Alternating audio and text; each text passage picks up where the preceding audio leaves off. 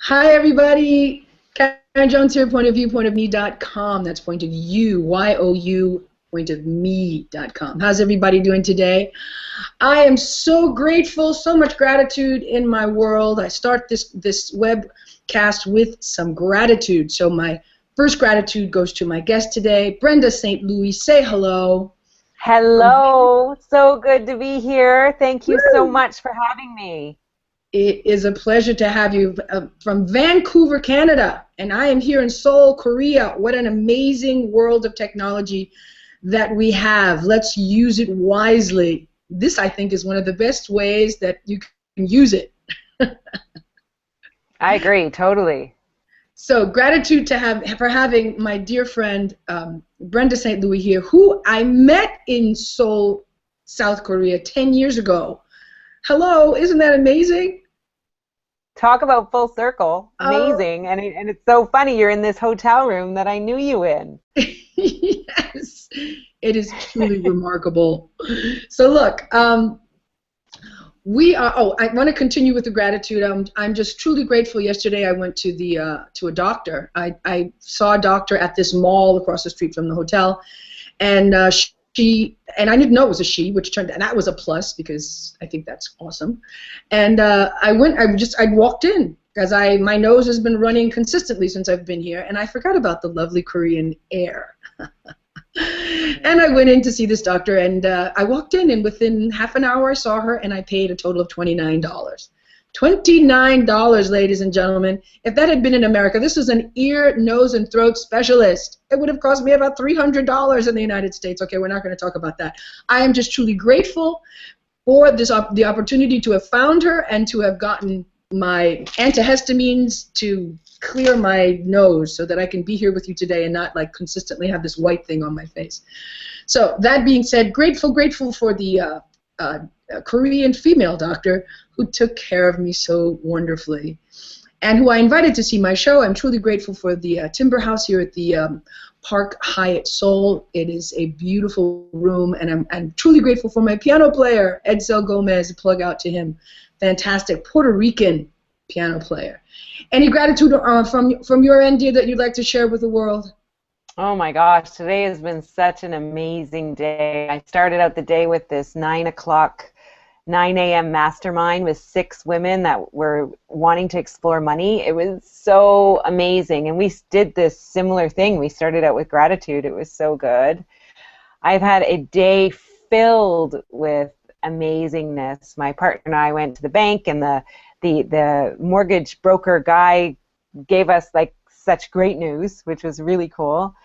And what was really cool today, which happened, is my partner's 16-year-old came in, and she was all upset about this interaction she had with someone on the bus, and she didn't. It's the National Day Against Anti-Bullying today, and she confronted bullying on the bus from 2 people, and she stood up and spoke out for someone against bullying, and it was just powerful. You could tell that she was like in her element of justice, and she was just expressing herself, and I was so grateful that she was in the midst of it and sharing it with us, because we don't often get that with a 16-year-old that hides up in her room.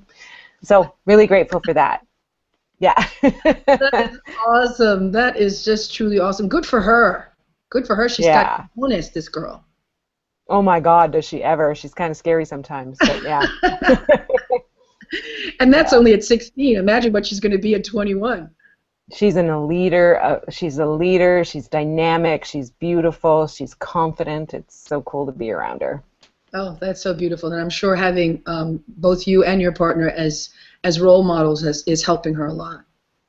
Wow, I think she came in that way, but I'm glad. I can't take much credit for it, but come on. You have to honor your contribution as well, even though you've only come into her life. Yeah, you've only come into her life recently. But she gets to. I get to hold the space for her to be her full self, which is lovely. There you have it. Major gratitude there. You can feel that just permeate the air. I love it. I love it. I love it. Wonderful. Okay, so today we are here to talk about finding the job that you love. Once again, we are going to be reading from Money Isn't the Problem, You Are by Gary Douglas and Dr. Dain Heer. It's an Access Consciousness book. I chose this book to start this Yummy Money webinar because it's a book that I'm very familiar with. I've been studying and using Access techniques for about 12 years or more, and I find them to be very powerful. I recommend it to everyone to at least use the tools. You may not agree with everything that Access Consciousness is all about, but they have some great tools, and it's a great book. I've read it several times, and I use the techniques regularly. So let's get started with the book. I'm going to pop it up. We're going to read, and Brenda, just chime in anytime you'd like. I know that you're familiar with this book as well. So let's hit screen share, and if it will work. Hello. Oh, you're going to share it with me. Excellent. Yeah.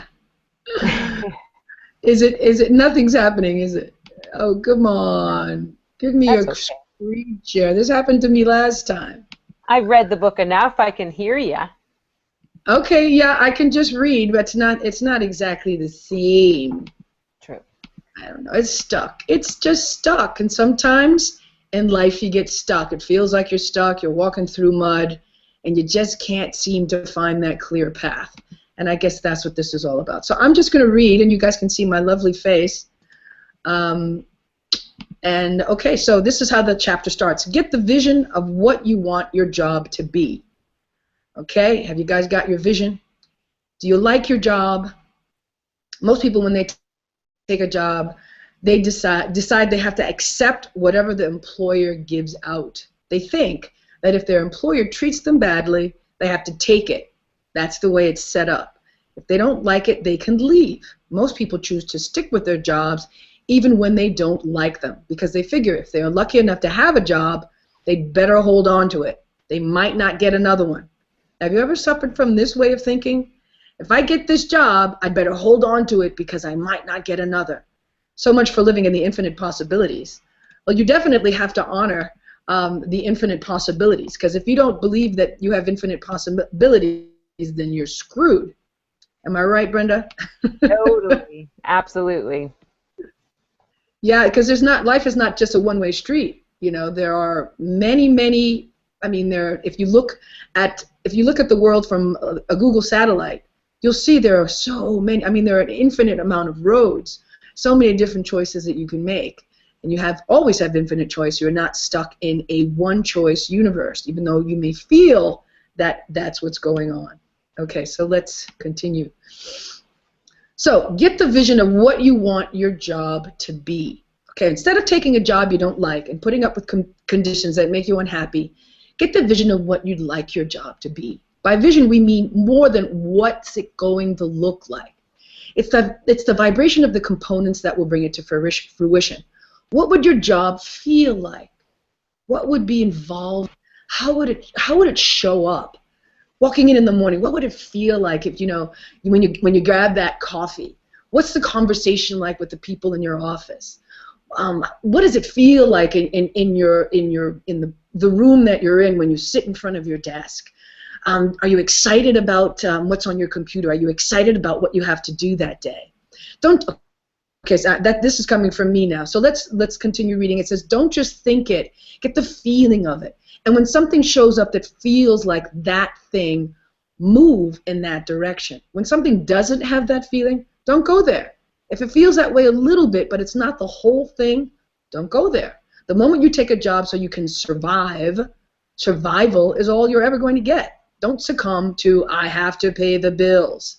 Even though that, this is me again, even though that is like a major mindset, that is a matrix mindset is what I like to call it. And, getting out of that mindset can be a little bit sticky. So let's continue reading and see what he has to say about that. Now, before I started doing Access, I'm reading again, I said, okay, I'd like a job where I travel at least 2 weeks out of the month. I'd like to earn $100,000 minimum a year. I'd like to work with really interesting people and never get bored. I'd like work that's always changing and expanding and getting more fun. I would like a job that, aside from anything else, is about facilitating people and becoming more conscious and more aware of what they'd like to create in their lives. Okay, so this is what he threw out there. This is what he wanted his life to look like. So I'm continuing to read now.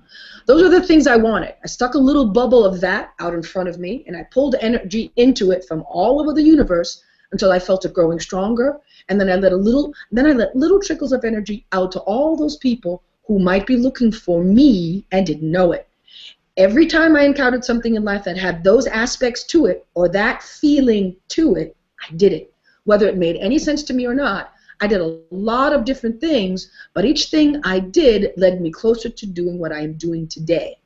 Anything that felt like what I was asking for, I would do, and that would lead me to the next thing. It was because of this that I ended up with access. The first thing that always that shows up may not be the final step, but that's how you choose the things that are your stepping stones. Yes, the final step. We have this tendency to come to conclusion that this is it. Oh, I've gotten there. We always keep coming to that point where, oh, this is it.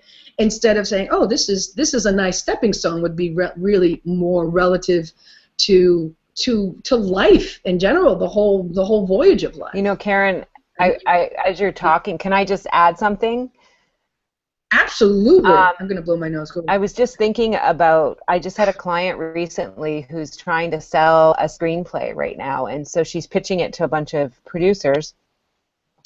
And she's got one producer that loves what she's created and really wants to take it and pitch it on her own, right?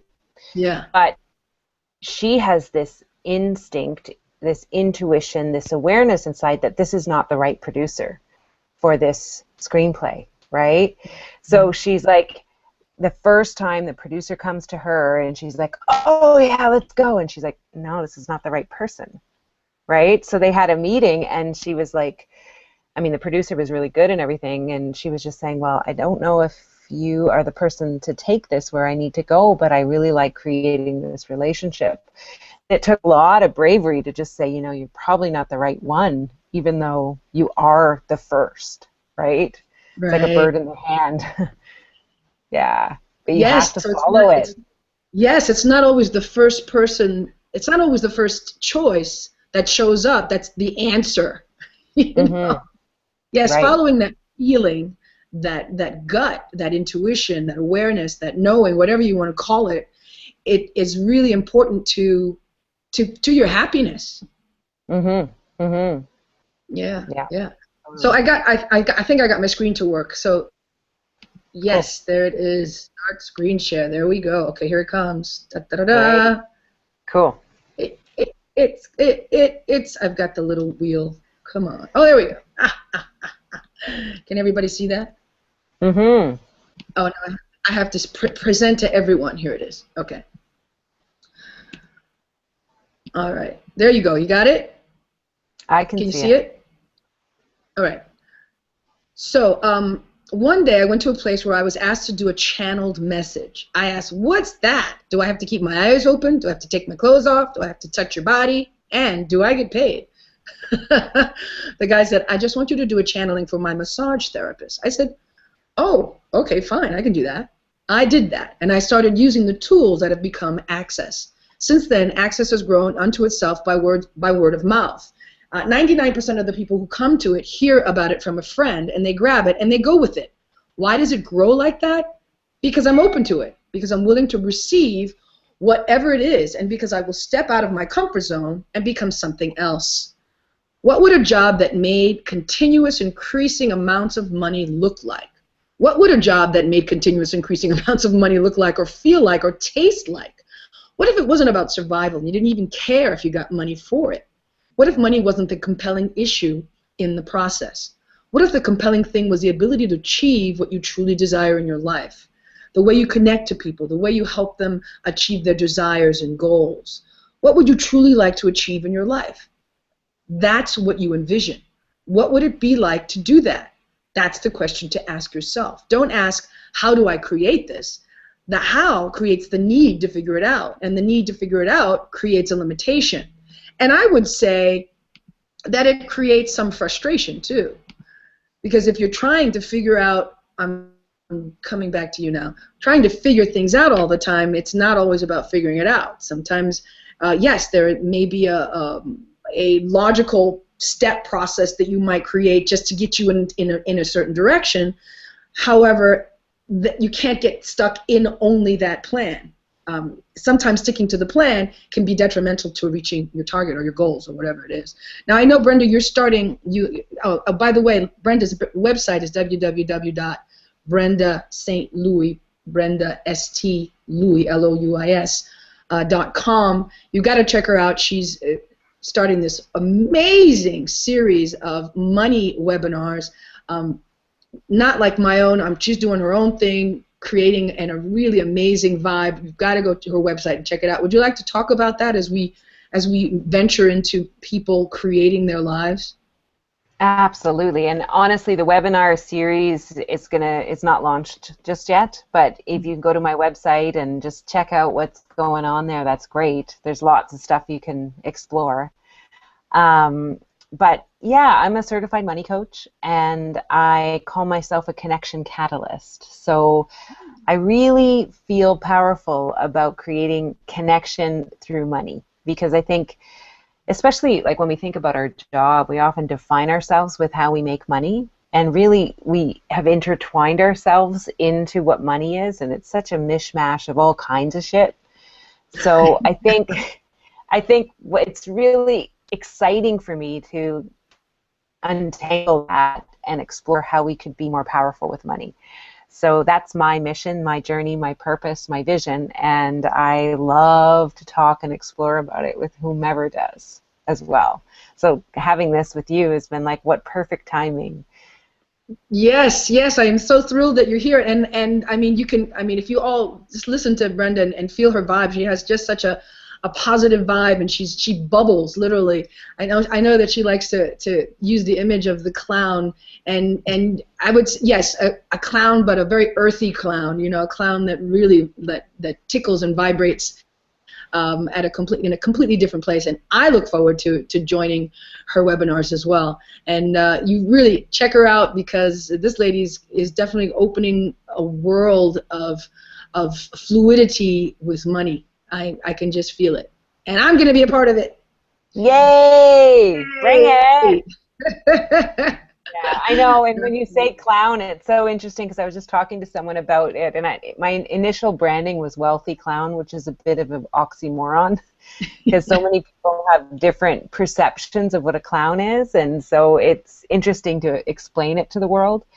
But for me, clowning, I've been a clown, and I've been in clown school, and I've studied clowning and all of that stuff.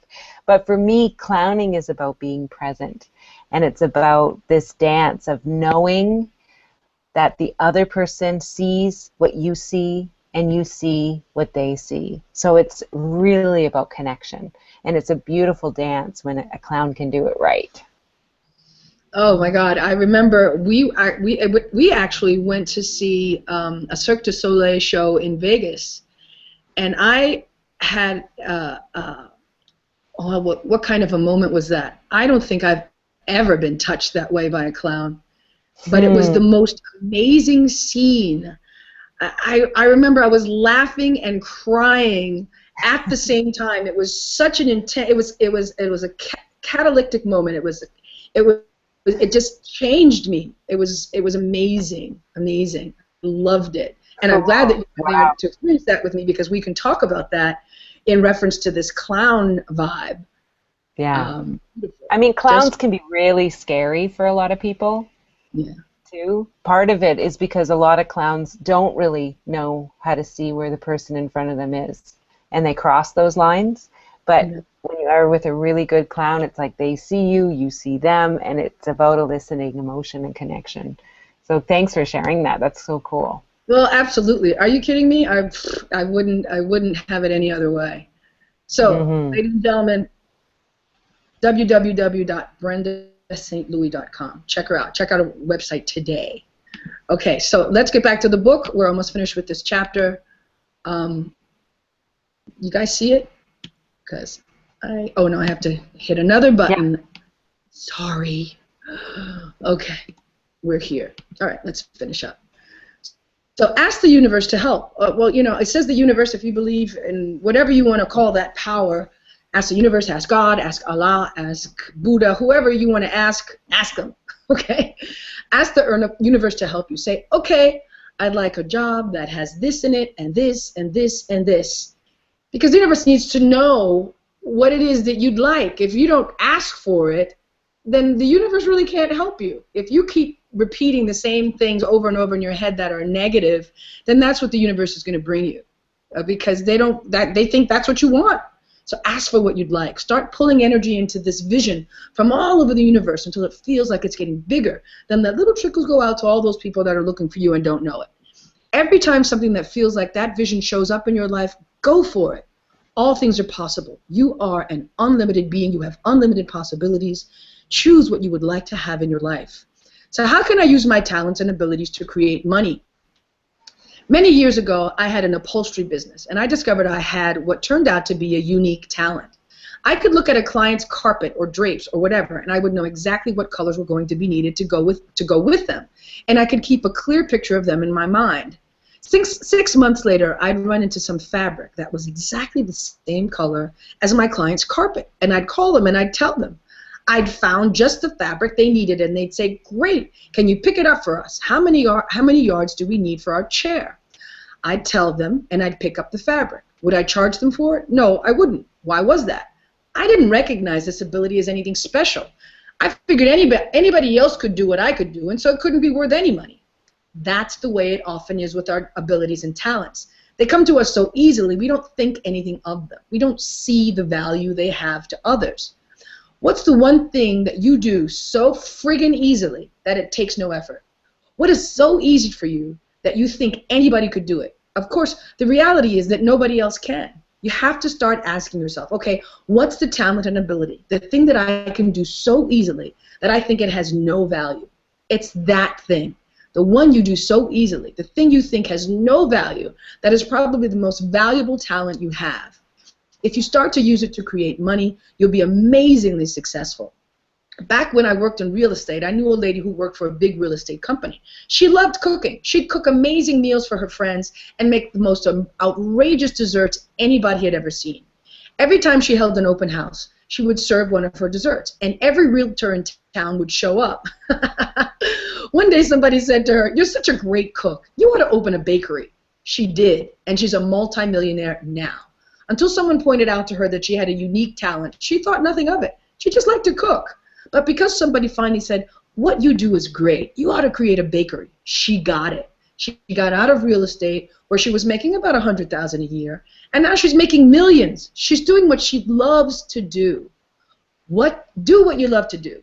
You want to do what you love to do, not what you are passionate about.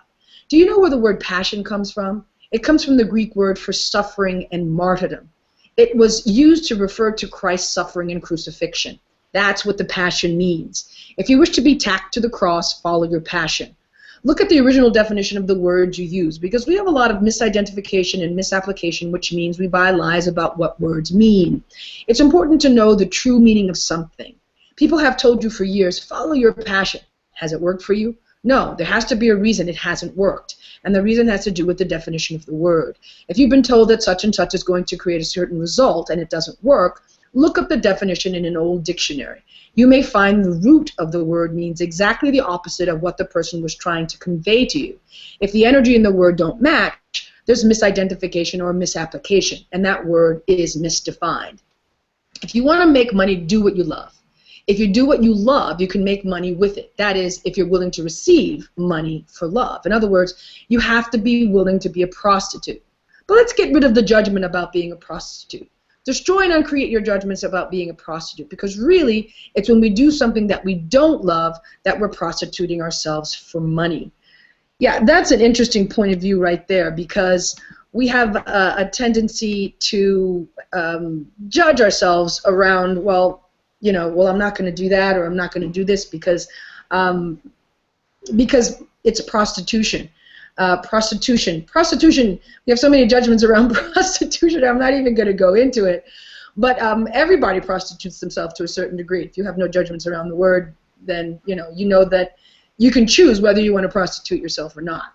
Really, basically, it does come down to that, doesn't it? What are you willing to do for the money that you'd like to make? A lot of people do jobs that they hate, that they literally hate, because they think that that's how you make money. kind of crazy world we live in. You know, people think, well, I hate this job, but I make a lot of money. There's the big but. I make a lot of money doing what I hate. Kind of strange thing. Makes my ear kind of hurt. So look, this thing about passion, I listen to Access and I follow. I agree to a certain degree, but then it's just a word. You have to follow your internal voice, that intuition, that knowing. When if you super love something fantastic, go for it. Go for it. I'm discovering that I'm loving this new business that I just started. It's fascinating to me how the internet works and how it's growing and how it connects people. In some ways, maybe not so good in terms of privacy and stuff like that. I know that a lot of people don't like the idea of it, but then there are so many ways that it's so beneficial. Really saves you a lot of time. You can maneuver around it. This is a plug for my new business, pointofme.com. You'll see it's on that page. This whole money series is really, for me, a way of getting people to open their views and to not get stuck in their points of view around what they think, or what they bought from their parents, or what they bought from their grandparents, or what they bought from their teachers, or just the society in general about how you should be with money. Brenda, I know that you see this a lot when you talk to people who are struggling and not really and stuck in a lot of those old ancestor points of view around what money, how you should be with money, and how you're supposed to live in this world around money. Well, it's interesting, and I do have to sign off in a couple minutes, but I just want to add that, I find that when someone is defending their point of view or holding on to it really tight, then it's important to notice those point of views that we do that with, because those are the ones that really stick us. When we believe that they're so true, and we'll kind of find all the reasons why we're justified in believing that that it's true, then you're kind of trapped. And it's okay. We have all these. We're taught so many things throughout our lives of what's true and what's not true, and we've been convinced about it. So it's not about making you wrong because you have a strong point of view, but it is really about, so do you want to have a different possibility in your life, or do you want to hold on to what's old and familiar? Your choice. Exactly. Do you want to be free, or do you want to keep holding on to that point of view because it's really working for you, isn't it? Kind of vibe, right? Right. Those are the red flags, and if you have to be willing to look at your red flags and say, "Oh, wait a minute, what just came out of my mouth?" Because if that's what's coming out of my mouth, then that's what I'm creating. And a lot of times we don't necessarily want to look at that because it's a little uncomfortable. But it's in that uncomfortableness that you're going to get free. It's just your willingness to actually look at it. Not everyone's willing, but if you are, then possibility is there. Yeah. Exactly. So I know you have to go. Thank you so much for joining us today, Brenda. Your energy has really been super dynamic and adding to this call. I'm so grateful. I love you. I will talk to you soon. Okay? Yes, thank you for having me, and have an incredible day in Seoul. Thank you. All right, but don't go away, people. I'm going to continue reading. We got another little bit of a chapter to go, and then we're going to end the call. All right, so let's get back to our screen share and finish this next chapter. And here it is. Present to everyone. That is correct. All right, so next chapter is called Make a Choice to Be Greater. Do you think you can do that? We work with a woman who had a small business, and she decided she wanted to grow it into a larger one. She decided it was not going to be a small business any longer. She went out and hired the most expensive PR firm in her city to promote her business. And almost immediately, she started getting access to large corporations. She was on the radio. An article about her was published in a major executive magazine. I asked her what changed, and she said, I made a choice. I asked, oh, and what was the choice? I said, I made a choice to become bigger than I am. That's what you have to do. You have to make a choice to become bigger than what you've been willing to be. When I was first promoting and developing Access, I decided that I had to be more outrageous. I had to step up and become more than what I was willing to be. I had to be willing to step out and step up and become controversial. I had to be willing to make a statement that would rock people's worlds in some way. Once I made that decision, my business started to grow because I was willing to be more. It's the choice to be more that makes your business grow. It doesn't mean you necessarily have to go out and get a PR firm. There are other ways of doing it. The important thing is to make the decision, and then the ways of doing it will start to show up in your life. It's when you're unwilling to make a commitment to be bigger than you already are that you get stuck in the same place you've always been and will always be. I'm talking about the willingness to be more in every respect. You have to stop refusing to be everything you truly are. I'm going to read that again. You have to stop refusing to be everything you truly are. You've got yourself pretty defined, right? I'm this, I'm this, I'm this, I only live this way, and I'm not this, and I'm not this, I'm not this, I'm adding this, of course. This is what's going on in your head because this is what I hear coming out of people's mouths. To become more means you have to defy, defeat, and destroy those old definitions of yourself. Just for today, I will be greater than I was yesterday. I love that statement. Every morning when you wake up, start out by destroying and uncreating every definition you have of you, and then say, just for today, I will be greater than I was yesterday. Yes, this is what I say to myself every day, people. Everything that I was yesterday, I destroy and uncreate it all. Just for today, I will be greater than I was yesterday. If you're going to be successful, who do you have to be? Do you think you have to be somebody else in order to be successful? An actor has to become somebody else, but do you? Think about all the identities you've created to supposedly ensure your success. Has this helped you, or has it made it more difficult for you to have the success you want? Have you actually become lost as to who you are? If you're going to be successful, who do you have to be? The answer is you have to be yourself. You have to be you. In order to be successful, you have to come out of being lost and claim and own the capacity to show up as you. And you have to destroy everything that does not allow you to perceive, know, be, and receive who, what, where, when, why, and how you truly are. What must I also perceive, know, be, and receive? Because this is what an infinite being is. An infinite being perceives, knows, bees, and receives. This is important to remember. It's one of the clues to access. When I was first starting out with Access, I kept asking the question, what must I also perceive, know, be, and receive that would allow me and Access to grow with ease? I asked that question 30 times a day for about 4 days. All of a sudden, I realized what I wasn't willing to do. I wasn't willing to be a guru for people. I was not interested in being in control of other people's lives. I was interested in being in control of my own life. I was interested in my life growing. I was not interested in being responsible for anyone else's. The fact that I wasn't willing to appear to be a guru for people who wanted that limited the people who could come into Access. I discovered I kept trying to prove I wasn't a guru by putting myself down and making myself less than I really was. Once I saw what I was doing, I was willing to say, okay, I can appear to be a guru. I can appear to be anything. I don't have to be it. I can just look that way to others. I changed that and Access started to grow. So where in your life can you appear to be something for someone because you know that that's what they need to have? It's a really, really strong thing because then you're having that awareness really gives you a lot of freedom. What must I also be? Then I had to go a step further. I asked, so what must I also be? I realized I had to be controversial. If you're controversial, people talk about you, right? So the good news is I was willing to be as controversial as possible. Once when I was on a radio program in San Francisco talking about a sex and relationship class, I was about to give, I said, and we'll be talking about anal sex and abuse. And the moderator went, excuse me, Mr. Douglas? Now that was fun. Controversial, oh my God. Some of the biggest tabloids, people who get on the tabloids all the time, Madonna was brilliant at being controversial and being in the tabloids and getting a lot of attention. Michael Jackson, unfortunately, was in the tabloids often for a lot of his controversial conduct.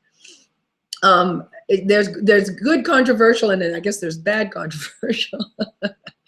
But nonetheless, you still get a lot of attention. If you're not willing to put yourself out there, can you receive more? Because I'm willing to talk about anything, because I'm willing to be utterly outrageous and put myself out there in a way I wasn't willing to before, all kinds of people are showing up to work with me. If you're not willing to put yourself out there, can you receive more? No, you can't. You have to be willing to be controversial if you want to make your life better. You have to be willing to stir the pot. You have to be willing to destroy everything you think is conservative and be out of the control system of your current reality, or the matrix, or this look out your window reality. What would your life be like if you were willing to do that? The answer is you'd be expansive in your life instead of contractive. I love being expansive. As soon as you start to contract, oh my God, it's a horrible feeling. It's like you're like being put into a cage. Do you look for all the ways you shouldn't do things instead of the ways you could or can or might be able to do them?